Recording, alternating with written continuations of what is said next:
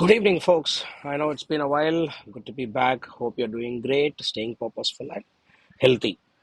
Today's topic is a kind of a leaf of my own experience over the last, let's say, 6 to 7 weeks about the way I went about losing weight, about 3.5 kilos in about 6.5 to 7 weeks. And this video is intended for people who are keen, who are in this fitness journey already and facing some setbacks and want to get back on track to achieve their personal goals, whatever that can be. Or it can be for people who just want information or learn from the experience of what I went through over the last 6 7 weeks. By no stretch of imagination, this is an attempt at self-aggrandizement. My interest is only in sharing my journey, which I think might be helpful for any of you who's interested in fitness or wellness journey. Okay, shall we start?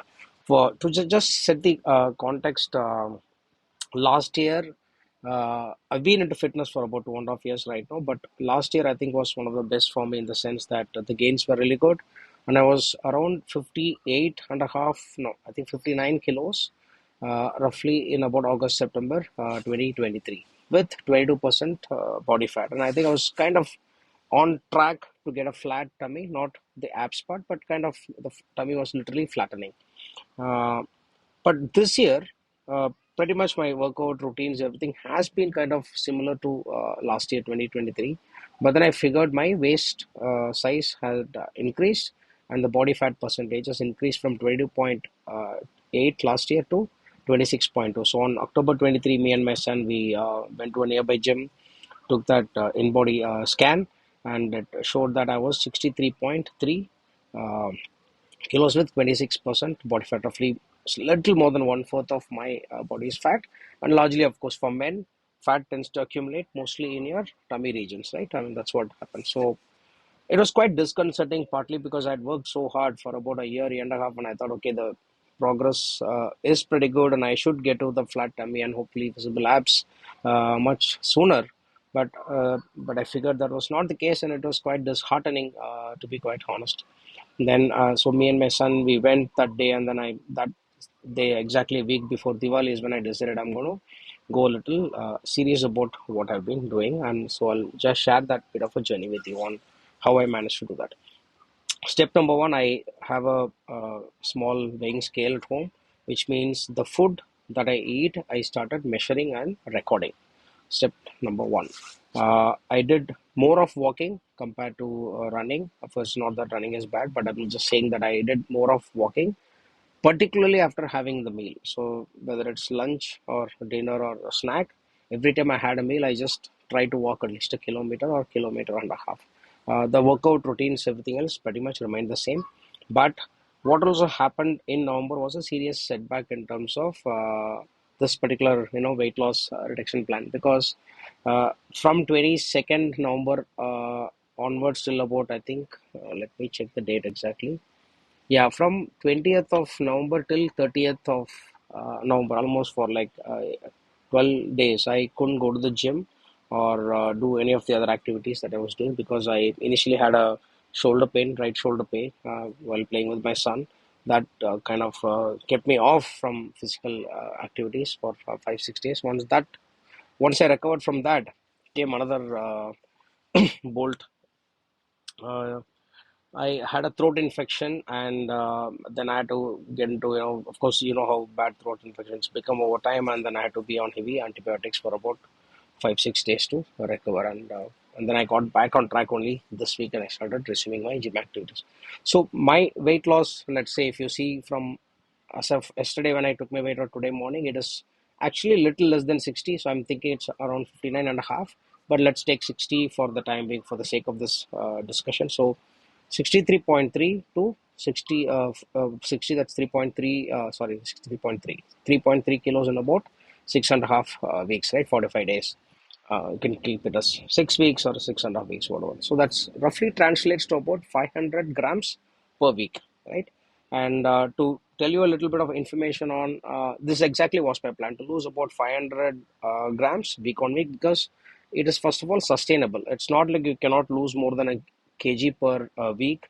It is possible, but somewhere around 400 to 500, 600, in that range looks more plausible, reasonable, and maintainable and sustainable over a period of time. So that's the approach with which I took. So, for example, let's say if my daily maintenance calories is about 2000, right, for me to maintain my regular metabolic activity. Um, and so the way I can reduce, anybody can reduce weight, or when I say reduce weight, I'm saying reduce fat, right? I mean, you shouldn't be losing much of your muscle. Well, that's a separate topic. But let's assume for this conversation that you want to reduce weight, right, from let's say 63.3 to over 60. That's like 3 kilos in about 6 7 weeks. Let's say 6 weeks, 500 grams per week. Now the mathematics simply states that about 77 kilocalories equates to about a kilo of weight, right? So, which means in a week, if you are at a deficit of roughly 3,500 to 3,700 kilocalories, you would lose zero point 0.5 kilograms of weight, which means in about 6 weeks, 6 into zero point 0.5, you would lose about 3 kilos of your weight, right? Does that make sense? I hope it does. Just keep this in mind. 3,500 kilocalories equals to about zero point 0.5 kg of weight loss, right? Fat loss. Now, how do you do that? So you can do it in multiple ways. There are, just like they say, the multiple ways to skin a cat, right? Here you don't skin any cat, but you just need to plan pretty meticulously. Um, as I said, right, you need to measure your food before or while eating. It's pretty hard initially because it's very irritating to keep a weighing scale, a measuring cup, and then put the items, then put in the plate. It will irritate you, and more than irritating you, it will frustrate your family a lot. But if you are very serious about it, as much as I was, then you pretty much have to do that. The good news is you don't have to do it like after 2 3 months of having the food. You'll come kind of have a rough idea of eyeballing it, and with eye measure you'll be able to see that okay, this translates to so many grams, etc., for all the food items that you eat. So it becomes pretty easy to manage. So don't fret over it, but you should do that. Otherwise, you won't be able to keep track of the amount of calories that you're taking in. Right now, from let's say your when I said let's say your daily calorie requirement is 2000, 2000, and one way to lose weight is to make sure you eat only 1500 calories per day, which means you have this 500 deficit into 7, 3,500, and then you lose zero point 0.5. So this is one way to do it. The other way is maybe you can maybe make it 1750, lose about 250, and then expend 250 calories more somewhere, either through exercise, which means your gym, walking, running, aerobic, anaerobic activities, whatever is of interest to you, you can do that. But I think fundamentally, I think I've explained the mathematical aspect of it, so you figure out what works for you. In my case, I do both. I do the exercises, but I focused more on the diet because, as they say, you can never, what is it? You can never outdo a bad diet with any kind of exercise. It's just not feasible, which means your focus has to be more on the kind of food that goes in. Point number two, what kind of food do you eat? Okay, I'm a vegetarian, but of course I eat eggs. So what I was doing more is there is a science to there's a bit of science to the order in which you eat your food. So I'll recommend that if you can practice. I know for Indians it's generally pretty hard. We're used to a lot of carb based intake, or carbs becomes the medium in which we add everything else and have it. So you should try to change this habit if you are very serious about let's say weight loss, fat loss. So what you do first is you eat the fibers first, which means you take your vegetables, fruits first, and then you have your protein, whether it's eggs or pulses, and your tofus, paneer, meat, whatever it is. You finish your proteins and then your fats. The last part is carbohydrates. Now, the advantage with having your fibers, that is fruits, sorry, vegetables, fruits, vegetables, and then your protein, is that it makes you feel fuller much faster, right? Fiber and proteins have that satiety benefit. So you have them first so that you load less of fats and less of carbohydrates, right? So that's the trick here. So if you do that along with a bit of exercise, and of course good sleep and other things are a part of it, but if you do this for the large part, there is scientifically and biologically no way you cannot lose weight. You will. You just have to blindly believe me. This is basic mathematics. If your intake is at a level lower than what you're used to, you will lose weight over a period of time. That's the simple mathematical aspect of it. Now, one thing you should remember, right? Evolutionally, humans are designed to maintain homeostasis, right? I mean, which means, what do I say? It's easy to add weight to your body because that's how the brain functions due to evolutionary reasons. It's that it just tries to protect you. It's just worried about your survivability, and you're multiplying your genetics, right? That's what the brain is designed for. Now, when you so obviously it encourages you to eat more and to store more of fat reserves, because it kind of like 10,000, 20,000 years back, even before agriculture and other revolution, other things happen, the food availability was pretty scarce, right? The humans were hunters and gatherers, or we were there were famines and floods, etc. So we were not sure. Humans weren't sure when the next plate of food is going to come from. That security and safety was just not present. So how did the brain adapt, or how did the body adapt? Is that it made you store fat, particularly in your tummy. For women, it's their, let's say, buttocks and thighs, for example, right? Different ways. Of course, genetics plays a part. So that way, the it ensured that you survived, right? That you didn't starve and you die as much as possible. And in fact, I've read a study that the human body stores about a lakh or a lakh and a half worth kilocalories in your body, which will help you survive for like a month and a half without eating. In fact, but of course, we don't. Today's generation, we don't have any food scarcity. Food is available in your fridge, at your door. You can just go and walk in and eat anytime. So obviously, this concern is not there, but your brain hasn't really evolved or changed from the reptilian or the your ancestral brain that we had, right? So you have to keep this in mind, that when you try to reduce the intake of food, you're fighting against nature, you're fighting against your own brain and your biology. So this is the harder part. Going and exercising will be the easier part. Uh, Reducing your food intake, or probably eating the right kind of food, will be the harder part. So you have to train your brain by doing it. There is just no other way.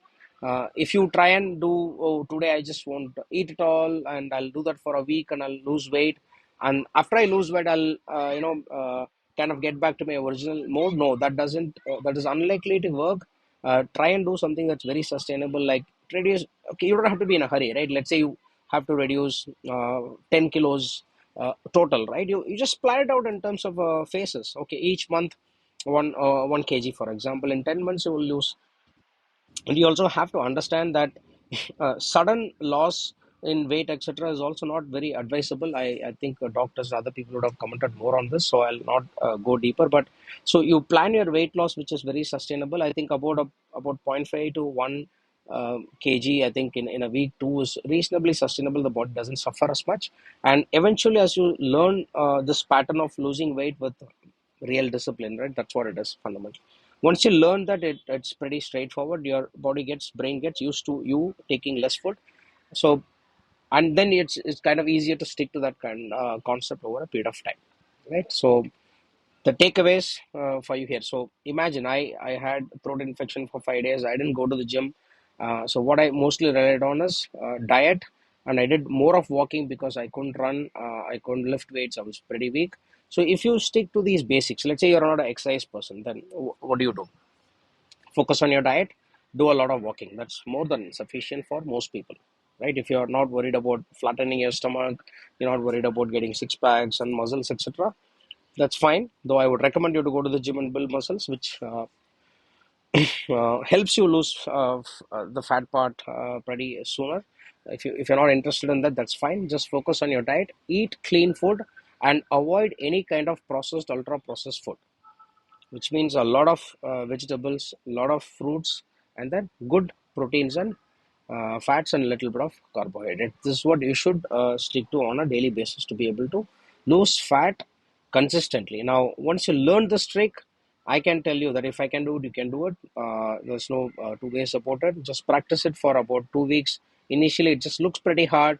Just stay there. Just be very, very patient, right? You can see this, right? I mean, there is still this bit of fat, right? So of course, imagine then how much I had. I had a little bit more, like 2.5, 3 month pregnant types my stomach was, and now it's like, okay, hardly less than a month kind of pregnant. So now I'm probably about 59 and a half, 60, and if I continue this for about another month, by end of December, maybe mid of Jan, I hope to be in that 58 range, and then from then on, if I continue, I think I hope to reduce it further to be able to have visible abs, or at least flat stomach, then I can work on visible abs. That's pretty straightforward. Okay, I hope this information session was useful to you. If you're on a fitness journey, wellness journey, make sure you follow this. And if you have additional questions, feel free to comment and share with your friends.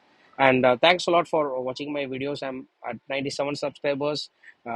Thanks for all the love. A lot of people have been messaging me or calling me offline, and telling me that they find the content very relatable and that it is quite genuine. Yes, that's exactly my intent in doing these videos and sharing my journey or my experience, which I think can help a lot of people like you. So, Godspeed, good luck, and I'll see you next week with some other topic. Thank you. Cheers. Bye.